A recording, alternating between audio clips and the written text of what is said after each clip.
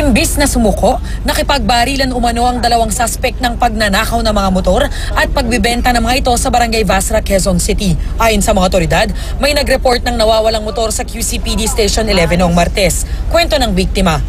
Pagtabi ko po ng konti, doon na po nag-umpisang gitgitin nila ako.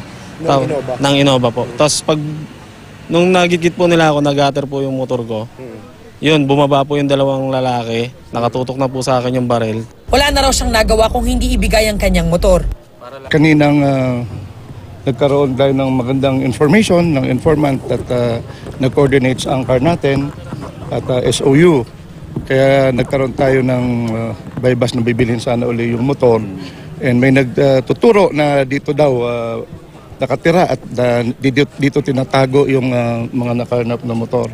Kaya agad daw na nagkasa ng bypass operation kagabi ang pinagsanib na puwersa ng Quezon City District Operations Unit, Station 11 at Station 2 sa itinuturing na safe house ng mga suspect. Akma na raw sanang aarestuhin ang dalawang suspect, pero bumunot umano ng baril ang mga suspect at pinaputukan ang mga pulis. Kaya napilitan daw ang mga pulis na gumanti ng putok. Patay ang dalawang suspect na nakilala lamang sa mga alias na Ian at alias na Jesse. Nakuha sa pinangyarihan ng shootout ang ilang baril, perang ginamit sa bypass at 3 motorsiklo. Kwento ng may-ari ng bahay, wala raw siyang alam sa umano'y modus ng kanyang mga tenant. They were supposed to move in between 6 to 7 to 9 and I was waiting for their text to advise na mag-move in na sila.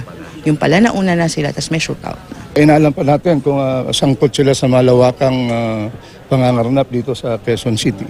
Darlene Kai, GMA News.